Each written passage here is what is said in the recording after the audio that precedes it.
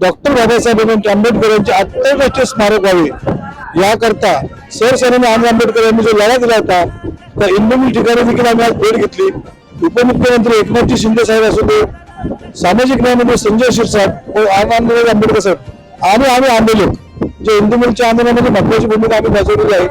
पुण्याहून मी बाबासाहेबांची मूर्ती व बुद्धाची मूर्ती ही त्या आंदोलनात घेऊन सहभागी झालो आणि त्या मूर्ती आज देखील त्या इंदुमिलच्या आवारात प्रस्थापित करण्यात आले। त्या मूर्त्यांचे पूजन झाले आणि ते पूजन करून त्या ठिकाणी गावी देण्यात आले की लवकरात पुढच्या वर्षी 6 डिसेंबर पर्यंत ते स्मारक पूर्ण होऊन आंबेडकर जयंतीसाठी खुले करावे असे सरसर्वांनी आंबेडकरांनी त्या ठिकाणी आवाहन केलेले आहे आणि त्यांच्या आव्हानाला प्रतिसाद देत सरकारांनी पुढील वर्षी ते स्मारक आंबेडकरांनी खुले करू असे आश्वासित केले।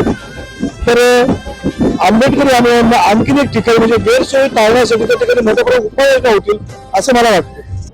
इंदुमिलची देखील पाहणी केली आणि सर्व अधिकाऱ्यांच्या बरोबर बोललोय। सामाजिक न्याय मंत्री संजय शिरसाट यापुढे लवकरच या संबंधितांच्या भेटी घेतील, शिल्पकारांना भेटतील आणि पुढच्या महापरिनिर्वाण दिनाच्या अगोदर हे मोठं भव्य दिव्य जगाला हेवा वाटावा असं राष्ट्रीय स्तरावर आंतरराष्ट्रीय स्तरावर हे आपलं भारतरत्न डॉक्टर बाबासाहेब आंबेडकरांचं स्मारक पूर्ण करण्याची भूमिका सरकारची। आपल्याला व्यवस्था केल्या पाहिजे, त्या व्यवस्था तर आपण करूच, पण पुढच्या आपल्या महापरिनिर्वाण दिनाच्या पूर्वी शक्यतोवर आपल्या इंदुमिलचं जे स्मारक आहे ते स्मारक पूर्ण व्हावं अशा प्रकारचा प्रयत्न आपण करूया। या महामानवाला अभिवादन करणं आणि त्यांच्याकडनं प्रेरणा घेणं हे आपल्याकरता सगळ्यांकरता अत्यंत महत्त्वाचं आहे। खरं म्हणजे त्यांच्या जीवनाबद्दल त्यांच्या कार्याबद्दल आपण जेवढं बोलावं तेवढं कमी आहे। खऱ्या अर्थानं त्यांनी खूप मोठ्या प्रमाणात हे सर्व कार्य या ठिकाणी केलेलं आहे आणि म्हणून आजच्या प्रसंगी मी एवढंच सांगतो की आपण प्रयत्न करूया की आनंदराजजींनी मगाशी सांगितलं की काही अजून आपल्याला व्यवस्था केल्या पाहिजे, त्या व्यवस्था तर आपण करूच, पण पुढच्या आपल्या महापरिनिर्वाण दिनाच्या पूर्वी शक्यतोवर आपल्या इंदुमिलचं जे स्मारक आहे ते स्मारक पूर्ण व्हावं अशा प्रकारचा प्रयत्न आपण करूया। या महामानवाला अभिवादन करणं। Please follow, like, share, comment and subscribe the Samyak Kranti channel. Thank you.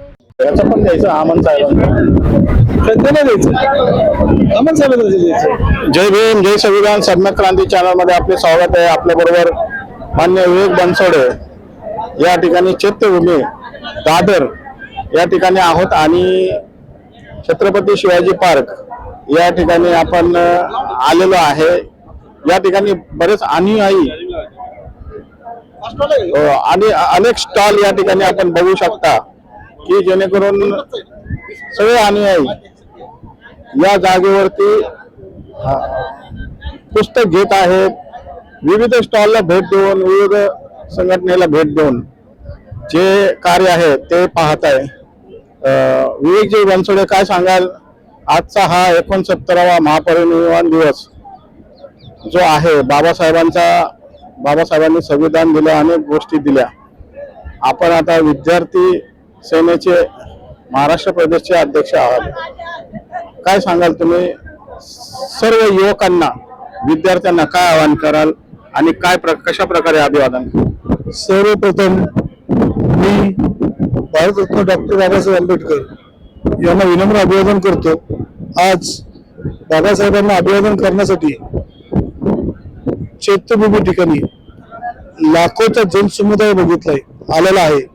आपण जो पाहिला, काल मी रात्री हजी अली पासून येत होतो आणि हजी अली पासून ते चैत्यभूमी पर्यंत जी लाईन आहे बाबासाहेबांचे अभिवादन करण्यासाठी लाखो अनुयायी लाईनीत थांबलेले आहेत। त्यांना बघून खरंच सल्यूट करूशी वाटतं की बाबा माझ्या बापाला माझ्या बाबांना अभिवादन कसे करावे तर या अनुयायांकडनं शिकावं। जे 24 तास रांगेत थांबून चैत्यभूमी ठिकाणी बाबासाहेबांना नतमस्तक होतात, अभिवादन करतात, सल्यूट त्या भीमसैनिकांना, त्याचप्रमाणे या छत्रपती शिवाजी पार्क या ठिकाणी जे आंबेडकरी आहेत विविध पक्ष संघटना आहेत त्यांच्या पद्धतीने भोजनदान नसून दे किंवा विविध सोयी सुविधा आहेत जे अनुयायांची कुठल्या प्रकारे गैरसोयी नाही होईल याची विशेष काळजी घेतली जाते. आम्ही देखील रिपब्लिकन विद्यार्थी संघाच्या वतीने या ठिकाणी सभासद नोंदणी ठेवलेली आहे. आतापर्यंत हजारो विद्यार्थ्यांनी यामध्ये सहभाग नोंदवून सभासद झालेले आहेत. त्याचप्रमाणे डॉक्टर बाबासाहेब आंबेडकर यांचे आंतरराष्ट्रीय स्मारक व्हावे याकरता सरसन्मान्य आनंद आंबेडकर यांनी जो लढा दिला होता त्या इंदुमिल ठिकाणी देखील आम्ही आज भेट घेतली. उपमुख्यमंत्री एकनाथजी शिंदे साहेब असू दे, सामाजिक न्यायमंत्री संजय शिरसाट व आनंद आंबेडकर साहेब आणि आम्ही आंबेलोक जे इंदुमिलच्या आंदोलनामध्ये महत्वाची भूमिका आम्ही बजावलेली आहे. पुण्याहून मी बाबासाहेबांची मूर्ती व बुद्धाची मूर्ती हे त्या आंदोलनात घेऊन सहभागी झालो आणि त्या मूर्ती आज देखील त्या इंदुमिलच्या आवारात प्रस्थापित करण्यात आले. त्या मूर्त्यांचे पूजन झाले आणि ते पूजन करून त्या ठिकाणी गावी देण्यात आले की लवकरातल्या पुढच्या वर्षी 6 डिसेंबर पर्यंत ते स्मारक पूर्ण होऊन आंबेडकर जयंतीसाठी खुले करावे असे सरसन्मान्य आनंद आंबेडकर यांनी त्या ठिकाणी आवाहन केलेले आहेत आणि त्यांच्या आव्हानाला प्रतिसाद देत सरकारांनी पुढील वर्षी ते स्मारक आंबेडकरांनी खुलं करू असे आश्वासित केले.